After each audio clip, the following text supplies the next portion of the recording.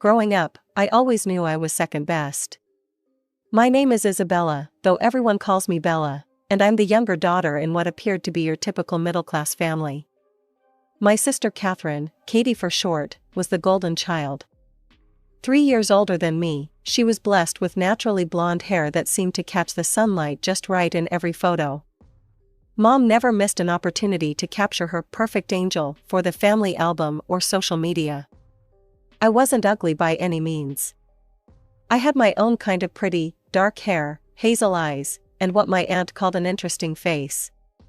But in our house, interesting wasn't enough. Katie was the standard, and I was, well, just there. The favoritism wasn't subtle. When Katie needed new clothes, we'd spend entire weekends at the mall. When I needed something? We'll see next month, sweetie. Katie got the bigger bedroom because she needed space for her studying. She got a car for her 16th birthday. I got a watch for mine, not even a particularly nice one. The real kicker came during our respective high school graduations. When Katie graduated, our parents threw this massive party. Dad proudly announced they'd be paying for her college education. She was going to study to become a bank manager, following in his footsteps. Everyone toasted to her bright future. 3 years later, I graduated with even better grades than Katie had. I still remember sitting at our kitchen table, college acceptance letters spread out in front of me, watching my parents exchange uncomfortable glances. "Honey," Mom started, not quite meeting my eyes, "we just don't have the money for college right now. The market's been tough, and with Katie's tuition." Dad jumped in, "Maybe you could work for a year or two, save up some money?" I sat there, stunned into silence. The same parents who had just bought Katie a new laptop for college were telling me they couldn't afford my education. That night, I cried myself to sleep, but it was the last time I would cry over their favoritism. The next morning, I started job hunting. Within a month, I landed a position as a maid at the Grand Plaza Hotel, the fanciest hotel in our city.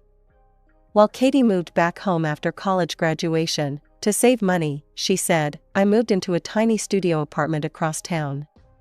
Living on my own was tough at first, but it beat staying at home watching Katie bask in our parents' endless attention. My apartment might have been basic, but it was mine. Every night when I came home exhausted from work, I felt a sense of pride knowing I was making it on my own. I threw myself into my work at the Grand Plaza Hotel. While some of the other maids complained about the demanding guests and endless rooms to clean, I saw every task as an opportunity to learn the hotel business from the ground up. "Bella, you're the only one who consistently gets perfect room inspection scores," Mrs. Rodriguez, the head housekeeper, told me after just 3 months. "How do you do it?" "I just try to think about what I'd want if I were staying here," I replied, straightening my uniform.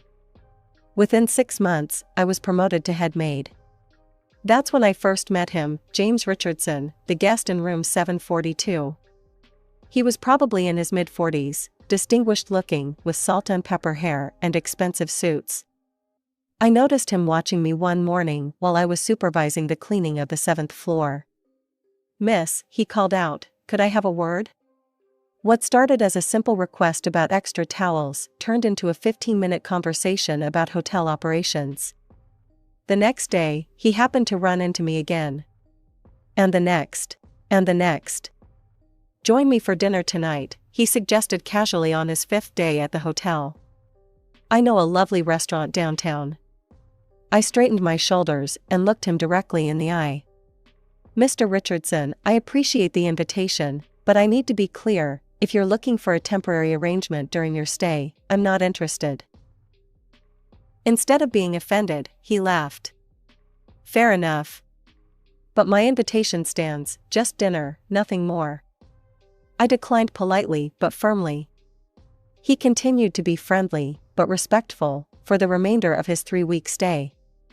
The day he checked out, he left me a business card with his number. I tucked it away and thought that would be the end of it. 2 weeks later, everything started changing. First, I was called to the hotel manager's office and offered a position at the front desk, a significant promotion. Before I could get used to my new role, I was promoted to head of the registration team. A few weeks after that, I became assistant manager of the front office. Within 2 months of Mr. Richardson's departure, I found myself as the manager of the entire front office. The speed of my advancement made my head spin. While I knew I was good at my job, this seemed almost too good to be true. The whispers started soon after. "She must be sleeping with Mr. Blackwood," I overheard one of the receptionists telling another, referring to our hotel owner. "Did you see how fast she moved up? Nobody gets promoted that quickly without, you know." I tried to ignore the gossip, but it stung. I'd worked hard for every promotion, stayed late, learned every aspect of the operation. Yet people assumed I'd slept my way to the top. The truth was, I'd barely even met Mr. Blackwood, let alone had an affair with him. One Monday morning, Mr. Blackwood's secretary called to schedule a meeting. My stomach churned. These unexpected meetings usually meant trouble. I knocked on his office door precisely at 2 p.m. "Come in, Bella," he called out. "Please, have a seat." Mr. Blackwood was a tall man in his 60s, with kind eyes that always seemed to be evaluating something. He shuffled some papers on his desk before looking up at me. "You've done exceptional work here," he began.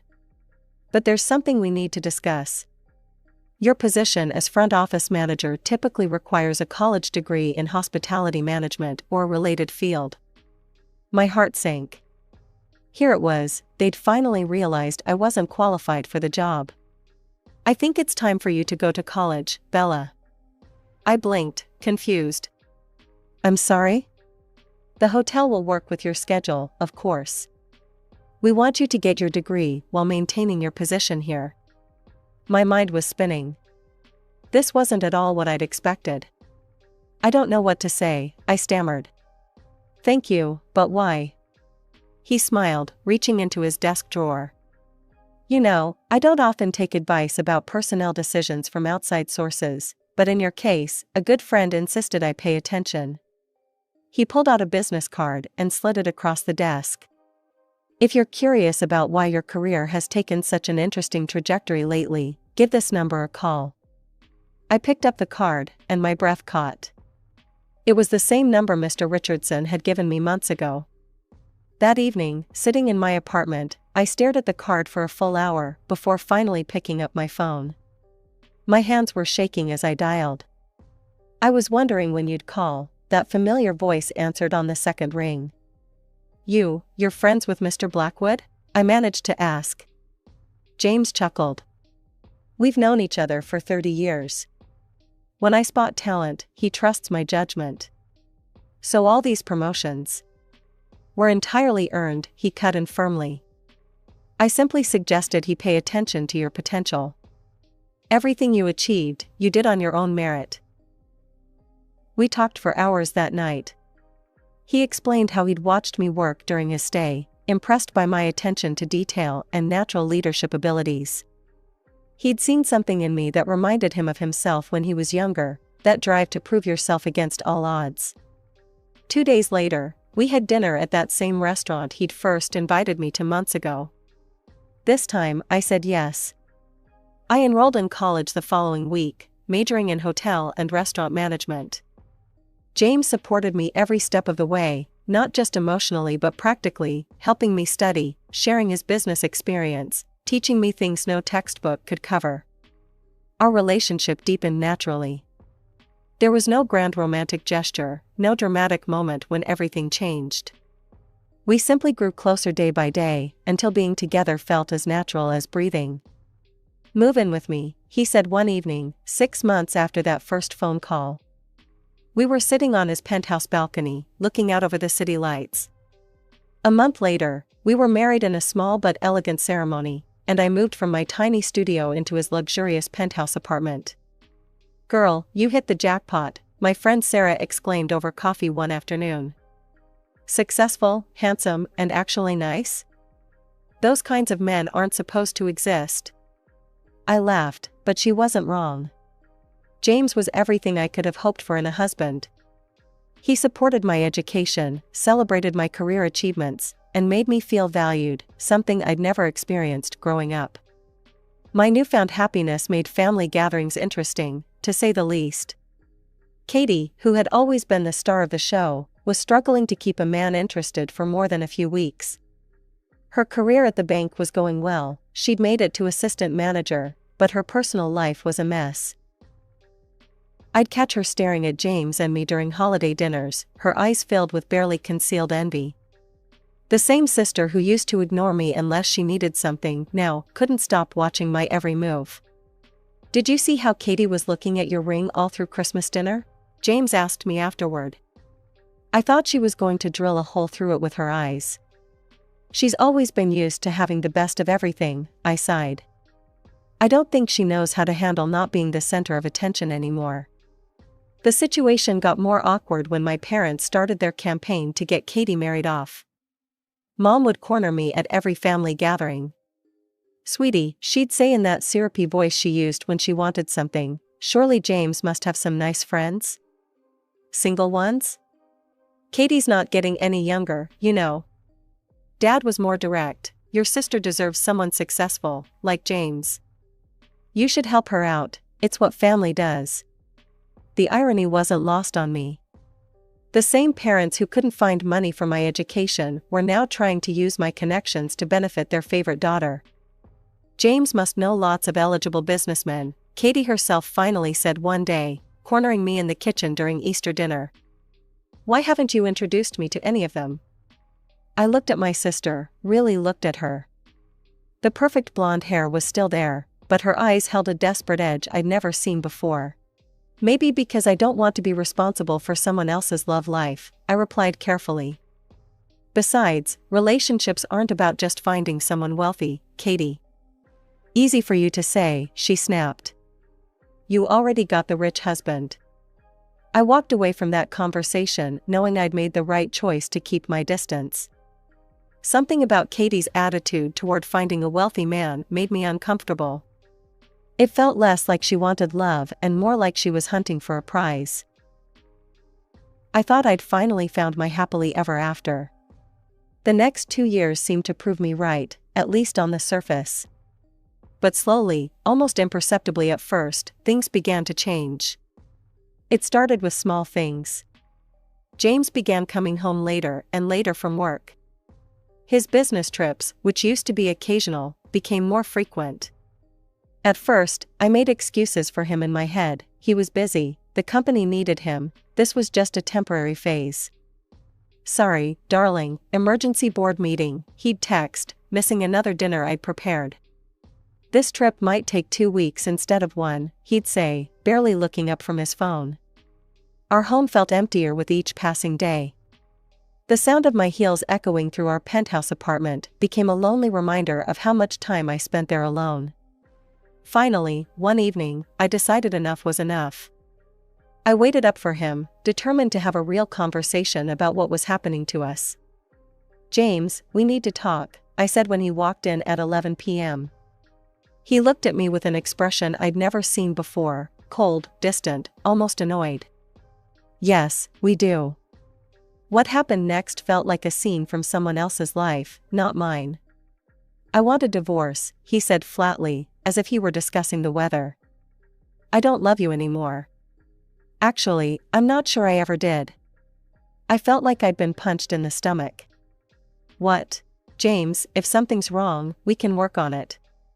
"There's nothing to work on, Bella. It's over. My lawyer will be in touch." Everything moved at warp speed after that. Within days, I was served divorce papers. The prenuptial agreement I'd signed, the one I'd thought was just a formality, meant I had no claim to anything. Not the apartment, not his money, not even the furniture we'd picked out together. In a daze, I packed my clothes and personal items into 3 suitcases. With nowhere else to go, I called my parents. "Mom, Dad, I need to stay with you for a little while," I said, trying to keep my voice from breaking. "Just until I figure things out." The silence on the other end should have told me everything. "Oh, honey," Mom's voice dripped with false sympathy, "we're in the middle of renovations right now. The guest room is completely torn apart." "I could sleep on the couch," I suggested. "Well, you see," Dad jumped in, "we're having the living room painted too. And you know how small this house is." They had excuse after excuse, each one more transparent than the last. What hurt most was the barely concealed satisfaction in their voices. They were actually happy about my fall from grace. I found a small apartment across town and tried to throw myself into my work. But suddenly, nothing was going right there either. Every report I submitted came back with corrections. Every decision I made was questioned. Finally, Mr. Blackwood called me into his office. The same man who had championed my career now couldn't quite meet my eyes. "Bella," he said, shuffling papers on his desk, "perhaps it would be best if you considered other opportunities. We'd be happy to provide a reference." Depression hit me hard after losing everything. For a month, I barely left my bed. The silence from my family was deafening, not a single call, not even a text to check if I was alive. Thank God for Sarah. "Get up," she demanded one morning, barging into my apartment with coffee and bagels. "This isn't the Bella I know." "The Bella you knew had a life," I mumbled into my pillow. "No," she yanked my curtains open, "the Bella I know is a fighter. The one who started as a maid and worked her way up to management. The one who put herself through college while working full-time. That Bella's still in there somewhere." Thank goodness I'd always been careful with money. Even with the prenup, I had my own savings from years of working and living below my means. James had taught me one useful thing, at least, always have a backup plan. One sleepless night, staring at my ceiling, it hit me. I knew the hotel business inside and out. I'd done every job, from cleaning toilets to managing the front office. I knew what worked, what didn't, and most importantly, what guests really wanted. "I'm going to open my own hotel," I told Sarah over breakfast the next morning. She nearly choked on her coffee. "That's ambitious." "I've got savings for startup costs, but I'll need investors," I said, already making lists on my phone. "And I know exactly what kind of hotel I want to create." I threw myself into research, created a detailed business plan, and started networking. At a charity event for emerging entrepreneurs, I met two investors who loved my vision for a boutique hotel that would combine luxury with personal attention. The first year was brutal. I worked reception during the day, did paperwork at night, and filled in for every position when needed. Once, I spent 3 days doing housekeeping when my maid got the flu. But every exhausting moment felt different than before. This time, I was building something for myself. Slowly but surely, the hotel began to succeed. Word spread about our personalized service and attention to detail. By year 3, we were turning a profit. By year 5, I had paid back my investors in full, and the hotel was entirely mine. During all this time, my family remained silent. They'd cut me out of their lives so completely, it was as if I'd never existed. No more holiday invitations, no family gatherings, nothing. At first, it hurt, but gradually, I realized it was a blessing. Their absence meant no more comparisons, no more subtle put-downs, no more feeling like I wasn't enough. I did occasionally check Katie's social media. Old habits die hard, I guess. That's how I learned she'd finally found her rich man and had a baby. Her posts were full of designer baby clothes and exotic vacations. She seemed to have everything she'd always wanted. 2 years passed like a whirlwind. The hotel wasn't just successful, it had become the city's go-to destination for travelers seeking luxury with a personal touch. Travel bloggers regularly featured us in their content, praising our unique approach to hospitality. "We should do something to give back to the community," I told my management team one morning. "Something big." That's how the idea for our first charity gala was born. We transformed the hotel's grand ballroom into a glittering wonderland, invited local celebrities, business leaders, and press. The event aimed to raise money for educational scholarships for underprivileged students, fitting, given my own history with education. The gala was a massive success. Local TV stations covered it, online news sites ran features about the rags to riches story of the hotel's owner, and suddenly, I found myself in the spotlight. 3 days later, my front desk manager called my office. "Ms. Bennett, your parents are in the lobby. They're quite insistent about seeing you. They say they won't leave until you come down." I took a deep breath, straightened my suit jacket, and headed to the lobby. There they were, Mom and Dad, looking older but just as entitled as ever. "Bella," Mom rushed forward for a hug I deftly avoided. "Why are you here?" I asked coldly. "Can't parents want to reconnect with their daughter?" Dad tried to sound hurt. "We've seen how successful you've become. We're so proud." "Proud?" I laughed bitterly.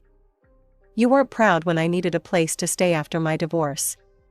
You weren't proud during the 7 years you didn't bother to call."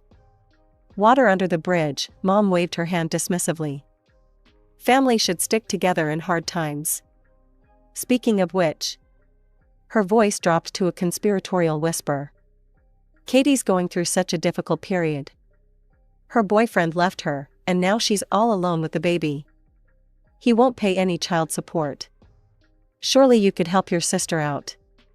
Perhaps it was morbid curiosity, or maybe just a desire for closure, but something made me ask, "How exactly do you expect me to help Katie?"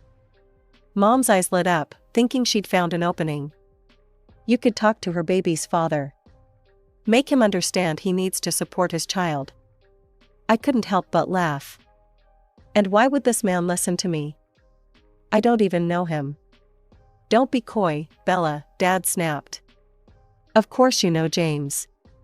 He was your husband, after all." The world stopped spinning for a moment. The pieces of the puzzle suddenly clicked into place with sickening clarity. My sister's mysterious rich boyfriend. My parents' sudden distance. The timing of my career's collapse. "James?" I whispered. "Katie and James?" "Well, it's not like it was planned," Mom said defensively. "These things just happen." "These things just happen?" My voice rose. "My husband and my sister? And you knew? You knew all this time?" "Katie and James fell in love," Dad said, as if that explained everything. "We couldn't very well take sides." "Couldn't take sides?" I was nearly screaming now. "You absolutely took sides. You cut me out of your lives. You refused to help me when I had nowhere to go. And now you have the audacity to come here and ask for my help." "Don't be so dramatic," Mom huffed. "Everything worked out for the best. Look at you, you have your own hotel now. So James did the right thing, having you fired from your old job. Katie thought it would be too awkward having you work there."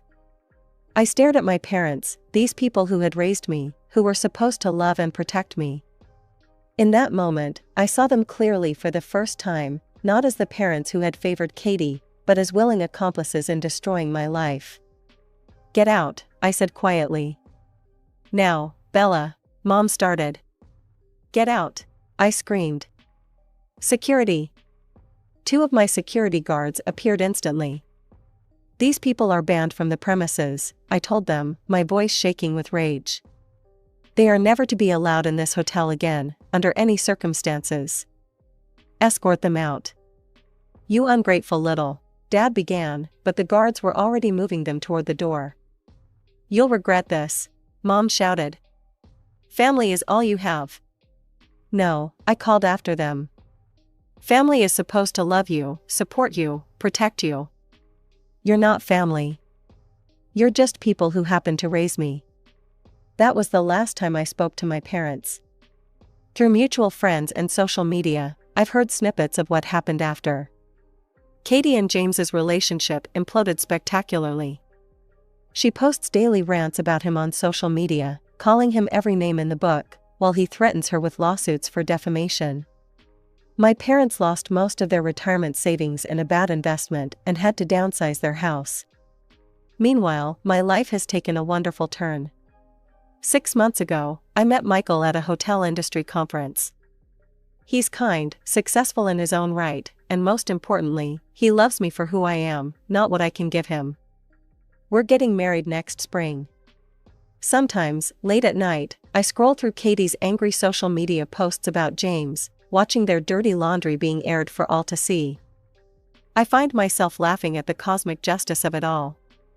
My sister, who thought she'd won it all by stealing my husband, now posts daily sob stories about being a single mom.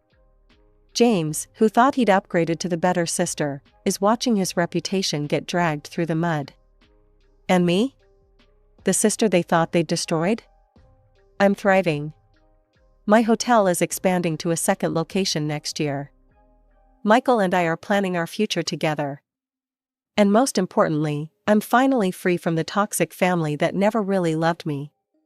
Sometimes the best revenge isn't getting even, it's living well and watching karma do its work from a safe distance, preferably with a glass of champagne in hand.